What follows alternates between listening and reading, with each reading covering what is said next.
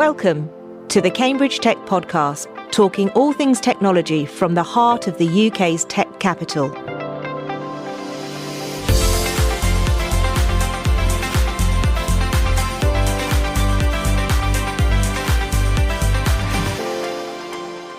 Here are your hosts, Faye Holland and James Parton.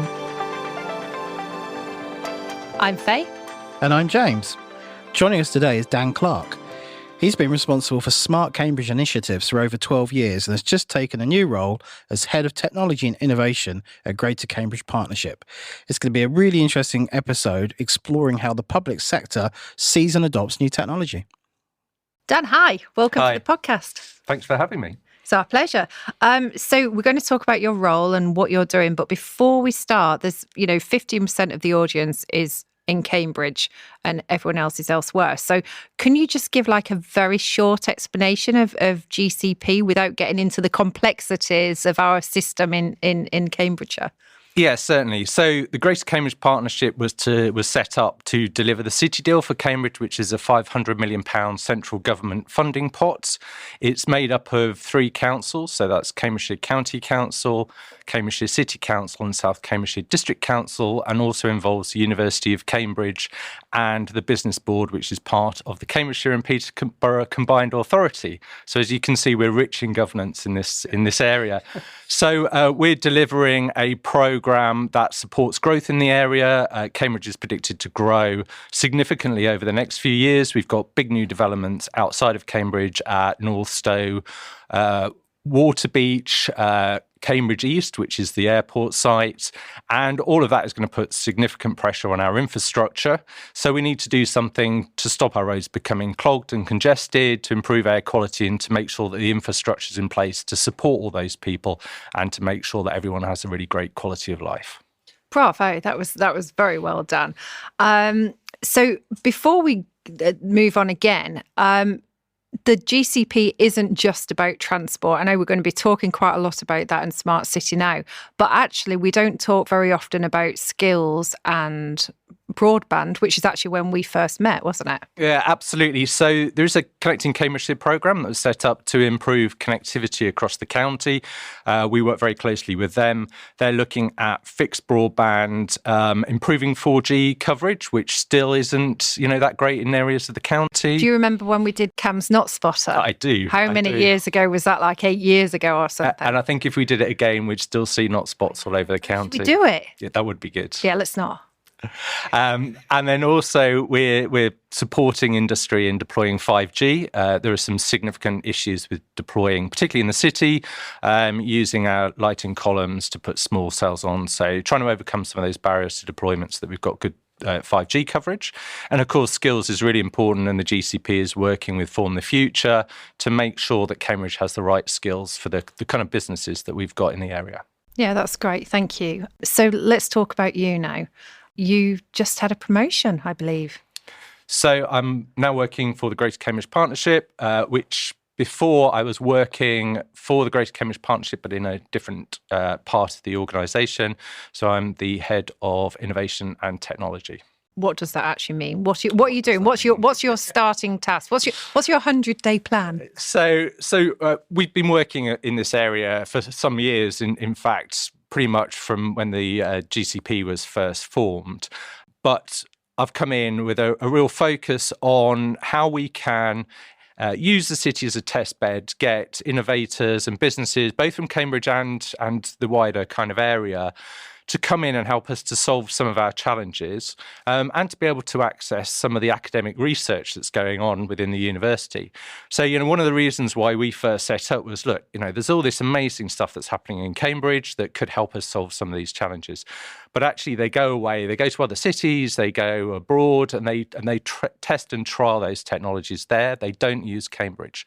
So one of the things that I've done is I've put together something called an Innovation Prospectus, which kind of sets out how we work with businesses, what our challenges are. And we're going to go out and promote that and say, look, come and work with us, help us to solve our challenges. What's in it for businesses and people in academia is that you get to use the city as a test bed. We'll work really closely with you to help you understand what are the big challenges that cities face. also help you navigate things like public sector procurement processes, which are really complicated, help them build business cases so that they can use Cambridge as a springboard to scale across other cities. We get to really understand what the technologies are and how they can help us, and then we may go on and scale them within the city and deploy them. I guess it's starting to make sense why you've come on the Cambridge Tech podcast. We're already starting to talk about the role of technology in Cambridge moving forward as a city. Do you have a tech background? Have you had to immerse yourself in all of these new technologies to perform this role? So no. My background is in kind of development and new development. So many years ago, I came out of the civil service. I was in London, back to Cambridge because I was originally born in Cambridge, and got a job working with an organisation called Cambridgeshire Horizons, working on all the growth sites around Cambridge. Was involved in some really interesting projects around renewable energy and transport, and began to see that there were these emerging technologies that could really help transform the way that we delivered that kind of infrastructure and services, and support development within the area. Became really interested in that area, and I wouldn't say that I've got a deep expertise, but I understand broadly, the possibilities of technology. What I do really understand is cities, rural areas, infrastructure, transport, and then bring those two things together to understand how technology can help us to deliver those, infrastructure and services better in those areas. So I see my role as a kind of interpreting, taking, really technical things and companies that are doing really technical things, and then kind of working out how we could use that within the area. No, that makes a lot of sense. Okay, so why don't we start then with transport? Faye already mentioned transport as a big kind of topic. I think anyone living in Cambridge would probably agree with you. So there's been some social media activity around autonomous vehicles. I believe there might be a pilot in the near future. Is that true? Indeed, there will be. So we've been interested in autonomous vehicles as part of the public transport system for some time now. So in 2016, we did an initial study, and that was kind of predicated on, look, we've got the guided busway. It's a segregated corridor. It's the ideal place to start testing autonomous vehicles. So we did a study that looked at whether we could do that, and that kind of said yes, that it was the perfect place to do it. We got some central government funding, and we worked both on the guided busway, looking at the possibilities there, but then we worked with the Wellcome Trust as well. So the Wellcome Trust is quite near to Whittlesford Parkway station. But I think at the time, only about 3% of people who worked on that campus actually used the train to get in. And that's because it's really hard to get from the station to the campus. So they wanted to build a segregated pathway and have on-demand vehicles that could, trundle down, pick people up and take them up onto the campus, which hasn't happened yet. But we did the kind of base study to say, yes, that's definitely a possibility. Actually, the thing that's stopping that from happening is a bit of land ownership stuff around Network Rail. But, there is the possibility to do that. On the back of that, we did a pilot on West Cambridge with a company called Origo. We ran 3 vehicles it was a period of 2 months that picked people up in Madingley Park and Ride, took them into West Cambridge and kind of dropped them off. That was meant to be a much bigger project, but unfortunately because of COVID, we couldn't fit as many people in the vehicles. We didn't have as many vehicles and all that good stuff. But what it was really successful. We saw that autonomous vehicles could run as part of the transport system in mixed traffic. So we were mixing with cyclists, cars, scooters, and the vehicles operated in the way that we would expect them to. We're now scaling up. So we've got £8 million worth of government funding, and then industrial match funding, which takes it to about £17.5 million. We're working with a company called Conidigital, who'll be providing the vehicles and the autonomy stack. We'll be running from Madingley Park and Ride into West Cambridge, and then we'll also be running from Trumpington Park and Ride and Bayburn Park and Ride into the biomedical campus. We're working with Stagecoach, so really important that we've got Stagecoach on board. They'll be helping us to develop the operational and commercial cases. Because this is government funding for innovation, what we're really trying to do is prove out the commercial case so that a company like Stagecoach at the end of this will say, actually, there is a commercial case for deployment, and then we'll scale, or at least, keep the deployment going. What we don't want to do is do a trial and then it kind of finishes at the end. Obviously, safety is really important. So the first year we'll be doing a lot of safety work. a lot of testing, both in a virtual environment and in a real environment. So we've got a company called D-Risk and a company called IPG who build effectively a digital twin of those areas, and then they run vehicles in a virtual environment. They do things like testing edge cases to make sure that the autonomy is working as we would expect it to. We're working very closely with government. So government have a safety scheme called CAFPAS that we'll be working with. And there's also a body called Zenzik, which is the kind of UK autonomous vehicle body that's promoting autonomy for the UK overseas and working with businesses to help them kind of grow. So we'll work with Zenzik as well. So the key thing for us is that it operates safely, that we've got in place a framework that we can assess the kind of operational and commercial cases. It'll start running next year, hopefully. So that'll be March, April 2024. Then it'll run for a year and we'll have 13 vehicles in total. And that'll be a mixture of different sizes of vehicles. Okay, as well. Yeah, that was going to be my supplementary question. Can you describe the vehicle, in terms of size, number of passengers, what that kind of looks like? And does that, you were saying it operates within mixed traffic environments. So are they actually going down the main roads or pavements, or you mentioned the guided busway, just to get some clarity on exactly where they're going to be operating on what routes they're going to be on? Yeah, sure. So actually we've moved away from the guided busway because I think we proved that, we can run in mixed traffic. Right. There's going to be a mixture of vehicles. What exactly that mix is, we're kind of, nailing down at the moment as the vehicles are being bought, but it's likely to be between 8 seats, so a smaller vehicle, up to kind of 20 seats, so a smaller kind of bus, minibus. We've been guided by Stagecoach on particularly the kind of bigger size of bus because of the kind of commercial aspects of that. We will be running in mixed traffic. We've been talking to Stagecoach effectively about, how will they run, how will they integrate with the current system. So we won't be taking any buses off the road. We'll be adding into the system. We're looking at how you book and pay and, how kind of customers will use that system.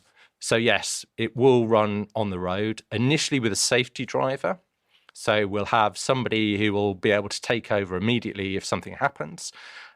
Once we're confident that that's running properly, we'll be moving to a remote operator.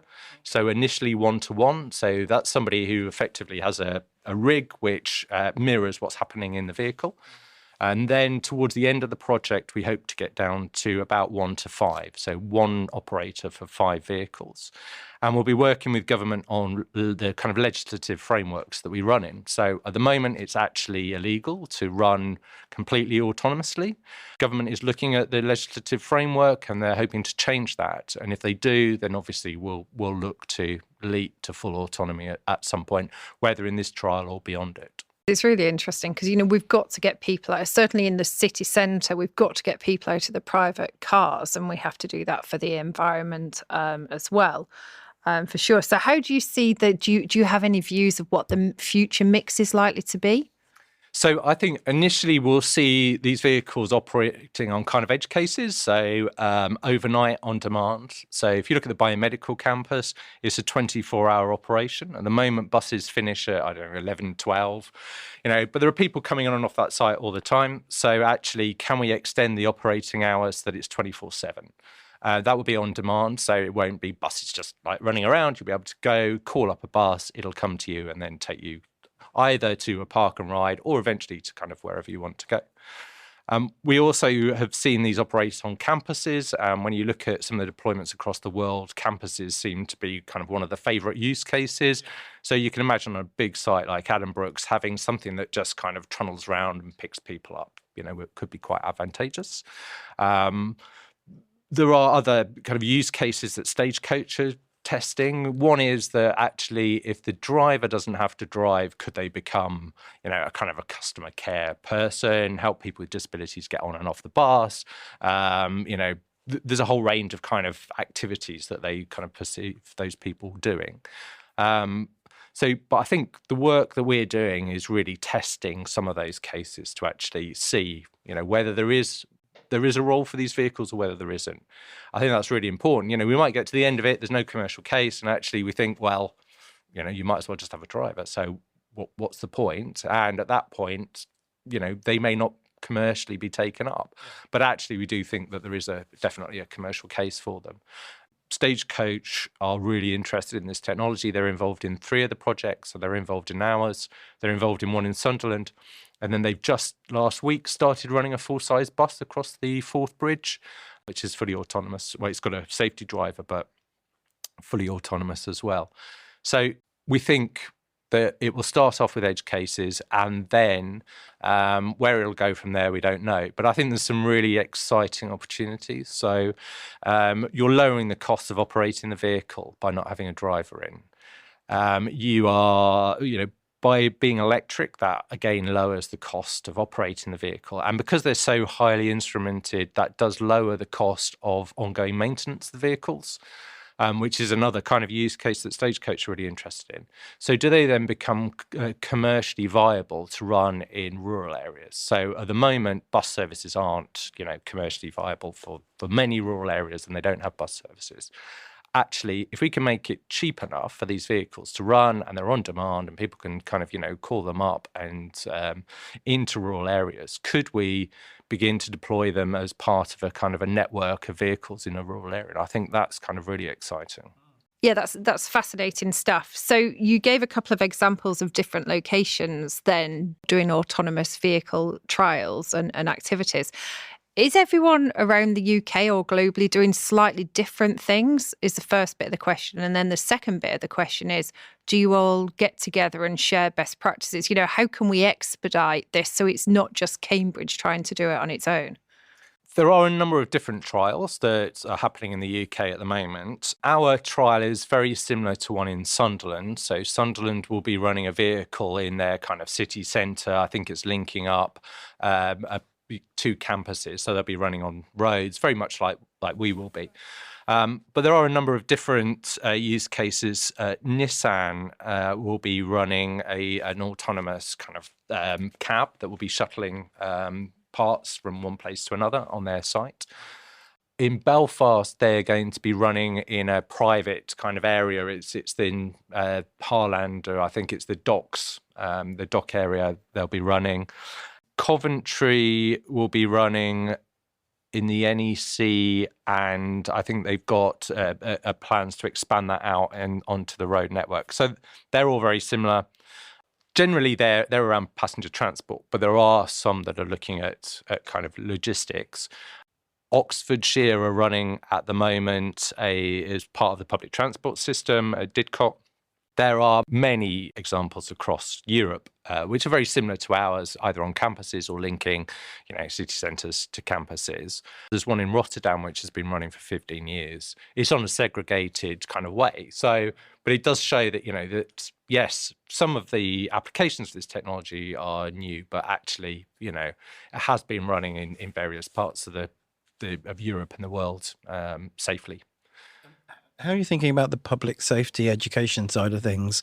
Anyone that's driven in Cambridge will know that it can be interesting with the amount of cyclists flying around, coming at you from all directions. So it's going to be quite a challenging environment for an autonomous vehicle. So I guess there's a need to educate citizens in terms of maybe behaviour around these kinds of vehicles to avoid any mishaps. Absolutely. So, I talked about safety earlier, and obviously there'll be a lot of testing in that virtual environment, around kind of how you deal with cyclist scooters, because they don't behave as, at least a car, that it's going to stay on the road, whereas cyclists, come from all over the place, as do people on scooters. So there will be a lot of work looking at how we ensure that, we're running safely, and how the vehicle will react to those kind of incidents. I think there's quite a big kind of education campaign that we'll do. We will also work with people who use the vehicle and potential users to understand what their needs are. I mean, some of the things that, there's been a lot of work done over the UK that Zenzik have kind of started to pull together. And that's looking at things like safety. So, if we're running overnight and there's no driver, how do we make sure that you feel safe if you go on there on the vehicle? It may be that actually in the end you're the only person, if they're smaller vehicles, the only person on the vehicle, and there is some way for you to communicate with not a call center, but a virtual assistant who can monitor your safety, and if anything happens, obviously call the police. So we need to think really carefully about that. We also need to think really carefully about how we make sure that everyone has equity of access, that we deal with people with disabilities, so make sure that they can access the vehicles as well. So there's a lot to think about. We'll be doing a lot of engagement work with different groups. We're doing a lot of engagement work with the kind of public to make sure that they, understand what we're trying to do, and we get good feedback as well, so that we can kind of, make sure that it's a really safe experience for everyone who uses it. So are there other complementary activities that you're doing with regards to transport as well? We're really interested in how we can leverage advances in data analytics, things like machine learning and AI, to better manage the road network. So, in fact, it's a company that we started working with when they span out of the university, Viva City, who developed a low-resolution camera solution which can look into the environment and then count classifications of vehicles. So we've deployed their technology in Cambridge on a number of specific projects, and then actually we've just done an at-scale deployment. So we've got about 60 of their cameras across Cambridge. All the processing happens on the edge. There's no kind of personal information that leaves the camera. But what it does do is it gives us a count of I think we're up to about 22 different classifications, and that continues to expand as they train their machine learning models. So we can see scooters, bikes, cargo bikes, pedestrians, and then we count them so that we know how many people are kind of moving around the city.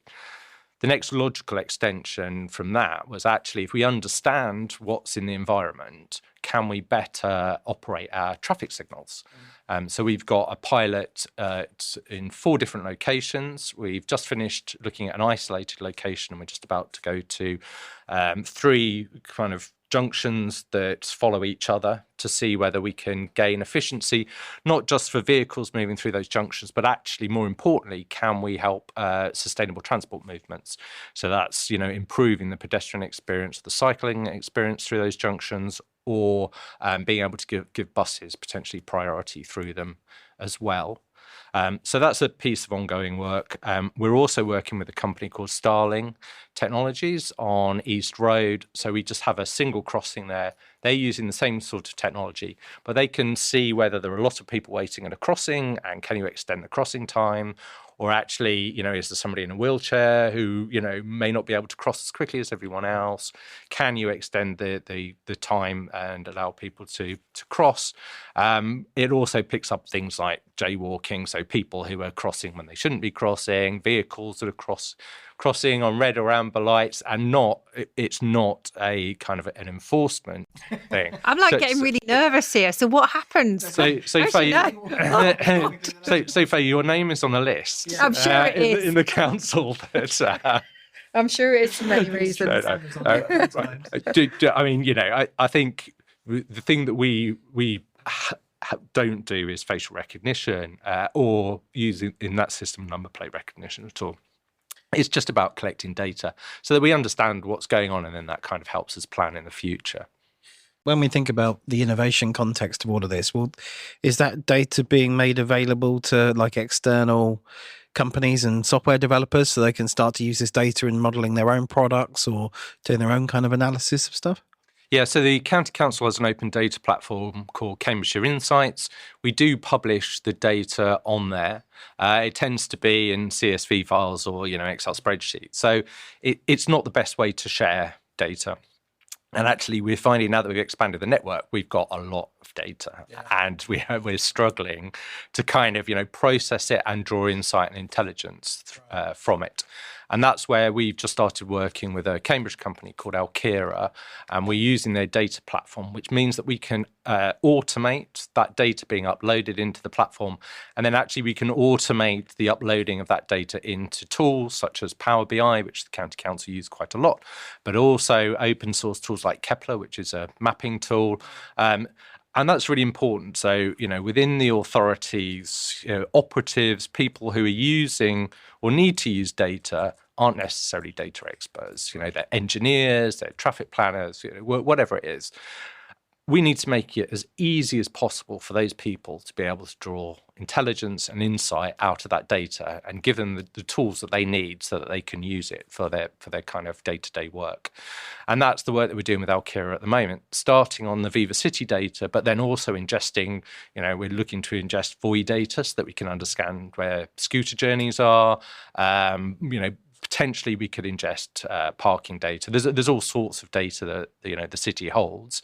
At the moment, quite difficult to use because it's held in lots of different kind of silos, and but by aggregating that into one place, we hope to make it easier. We, where possible, we do make data open.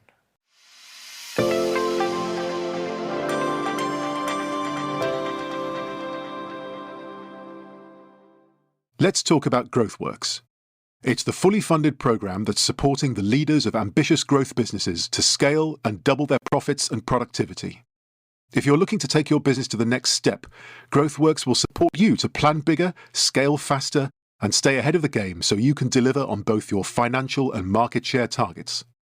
Exclusively for businesses across Cambridgeshire and Peterborough, GrowthWorks is here to help you. Get started and arrange a call with them on www.growthworks.uk.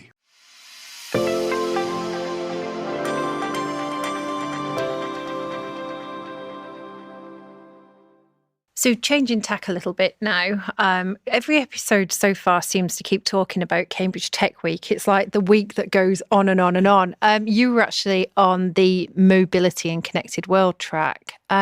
Just because we haven't heard anything about that track, what was it like? What were the key takeaways for you? So we had a great panel. We had the Connected Places Catapult, who were chairing.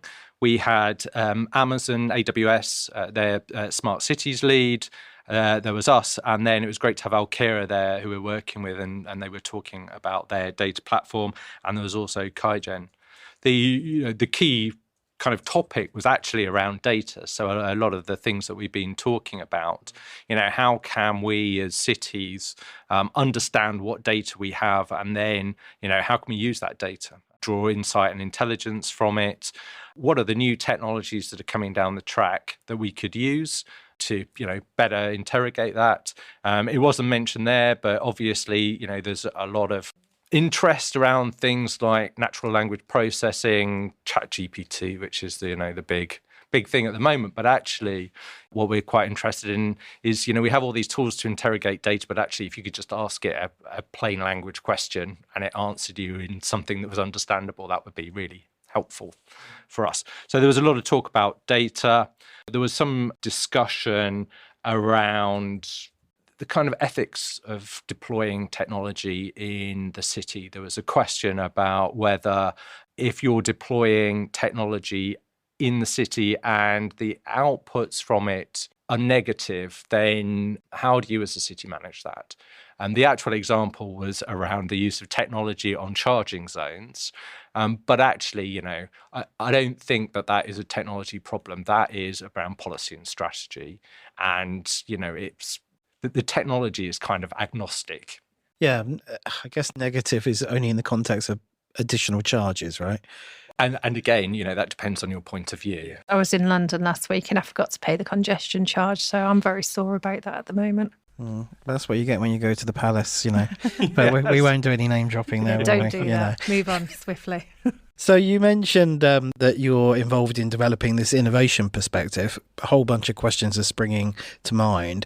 But why don't you give us the big picture in terms of what you're trying to achieve with that by, I think you said, turning Cambridge into a test bed for technology. That sounds, I'm sure, very exciting for a lot of our listeners that might be interested in, reaching out and trying to get involved. Yeah, sure. So we've been fairly unstructured in the way that we've worked with businesses and academics in the past. We have done a lot of work with startups, companies, with people from Cambridge University and Anglia Ruskin University. But it tends to be, I meet them at an event, or, we come across each other somehow, or they connect with me on LinkedIn, and then we have a conversation. And very often those conversations don't result in anything, but sometimes they do, and we end up doing something in the city. What this is all about is putting some structure around it. So pointing people to a resource which says, look, these are our big challenges. This is what we're working on at the moment. Come and help us use the city as a test bed so you can test your products. We can kind of understand the benefit of that. And then, hopefully from there, we can kind of form a relationship. Or we work with people on funding bids, particularly Innovate UK funding bids. We've partnered on those before. We partnered on academic grants as well. So, we are open to working with people. I think we're kind of focused on transport because that's our area. Because of the kind of resource issues, it'd be great to work with everyone, but I think we need to focus down on the challenges that we've got. But we are talking to the other councils. So we're talking to the City Council and the County Council about how we could potentially join all this up, so that we take a much more kind of joined up view on innovation and we work much more closely together as well. Where there's a need to put something into the built environment, like a sensor or a vehicle or something, I'm guessing there's only a certain amount of these trials or pilots you can run, because there's a limit to what the actual city can bear in terms of the physical environment. How are you approaching kind of the prioritization of who you work with, or how you assess the opportunities that are presented to you? Or am I wrong? Is that assumption wrong? Is there a bottleneck there? I think you're right. And obviously what we wouldn't want is 10 smart traffic signal pilots, which, threw the city into chaos. So we do have a framework that we're developing that we will kind of look at that opportunity, or, the conversation that we're having, and say, right, are we already testing that in the city? Is the capacity to test it anymore? And if there isn't, then obviously, we may not work with that person. That doesn't mean that will end there. We've got really good links with other cities. So what we have done before is we said, look, we're already doing this here, but then we'll pass them on to Oxford, or one of the other kind of cities that we know really well, and there may be opportunities for them to work with those cities. We look at other things like, do they take cybersecurity seriously? Because we don't want them, putting stuff in the city which could be, could mean that we're leaking data, or is open to kind of cyber attack. Are they an ethical company that are doing something ethical? We wouldn't want, someone to come in and do something that we were uncomfortable with. We look at the kind of data flows, how they're handling data as well. So, there is a kind of a way that we assess who we work with and who we don't work with. But, I think that big thing is that, this is a really great opportunity to work with a local authority to understand actually, what the business cases behind local authority investments are, how local authorities invest, what are the procurement processes, how can you work with a local authority? Because we often, come across companies who are developing products that they want to sell to cities, but just don't really understand how cities work, how government works, how city budgets work, how procurement works. And I think that can be really invaluable for a small company. So 2 quick follow-ups, if I may. I'm looking at Faye. I guess there's more flexibility on the software side of things rather than the physical environment. Are you interested in how people can take those data sets that you have and, augment them with other data sources and create really insightful data sets and uncover insights that you may not previously have been aware of? Yeah, absolutely. I think we'd be really interested in that. We've done a lot of work with the kind of academic community. So we did actually build, we didn't build, but the University of Cambridge built a data platform for us. And it's been used a lot by researchers who have, built some really interesting tools. We've actually used some of the tools to use bus journeys as a kind of a proxy for, traffic density, for travel times. So, having some of those tools that allow us to kind of gain insight and intelligence from that data would be really, really useful. And, we only know what we know, and I'm sure that there are companies who are doing some, really interesting, amazing things that we've not even thought of yet. So yeah, it'd be great to work with them. I think the other area that we're really interested in, that we've done some work with the university on, is around digital twins. So, at the moment, the way that we kind of model and plan cities tends to be in silos. We have transport models, and we might then have an air quality model. Yes, they may kind of join together, but, there will be the National Grid or UKPN will have a model of their power networks, and then water will have a model. And we don't really understand the interrelationships between all those things. And actually, if you bring them together into one environment, can you better plan and understand how things relate to each other? Yeah. So, for instance, the project that we did with the university around digital twins, we looked at travel networks, we looked at connectivity, and also demographics and people's propensity to work from home, depending on their jobs and socioeconomic groups. And then the question was, would it be cheaper to put broadband into a village so people can work from home than them kind of to put in, transport infrastructure so that they can drive out? So there's a whole load of kind of interesting things that you can start to do then. You touched on, the kind of way of doing business is sometimes complex, and procurement processes are quite long and bureaucratic. So is there also a big chunk of work on the back end of things in terms of how you improve processes, make it easier to do business with smaller, maybe riskier, in quotes, startups?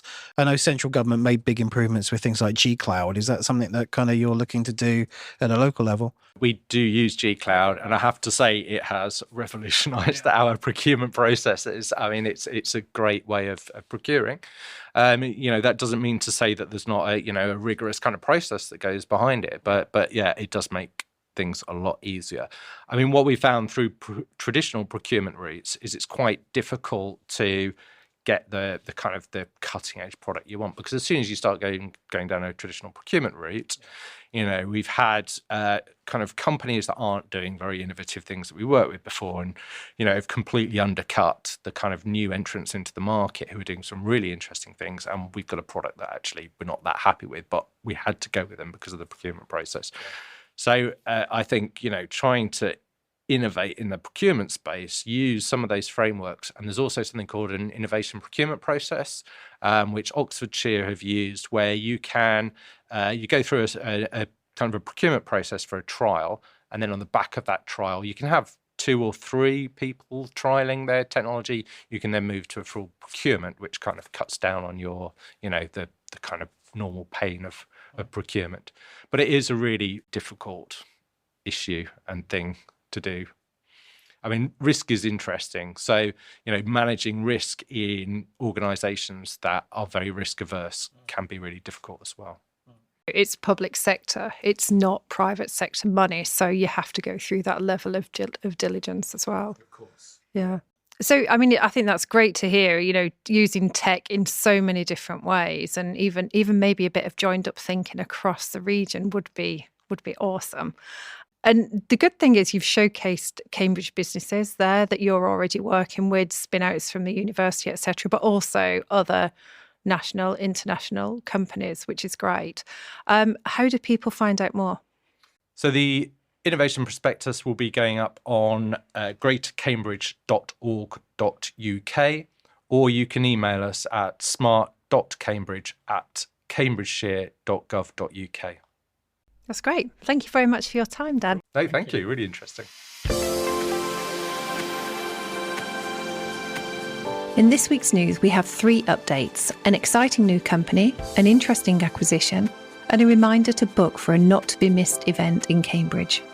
First up, Monumo, whose vision is to revolutionise electric motor technology, has now raised more than £10 million in 2 funding rounds and is set to launch a Series A this autumn to raise considerably more.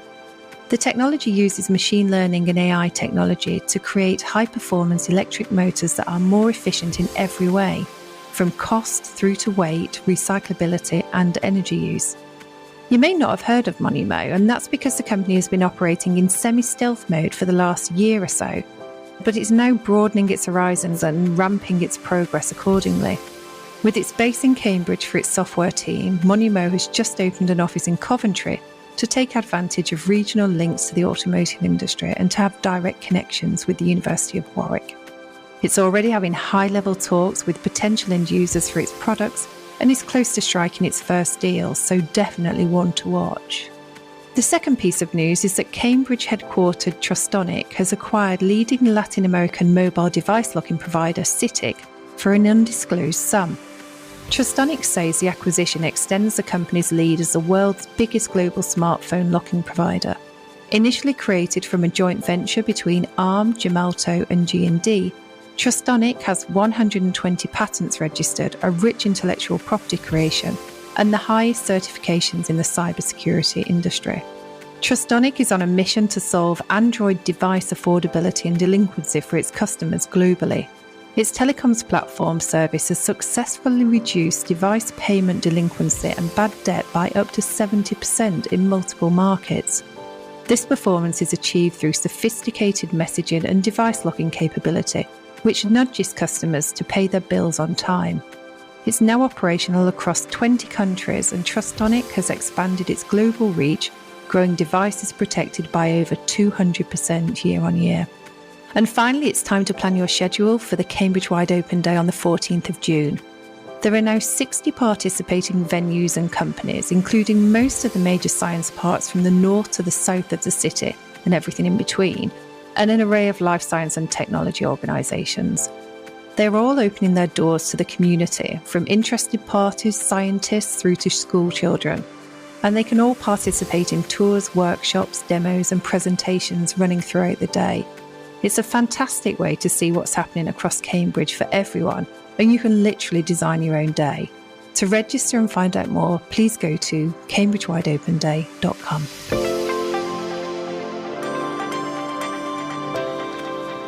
Join us next week when we'll be talking with Matt Gooding, who is editor at Tech Monitor.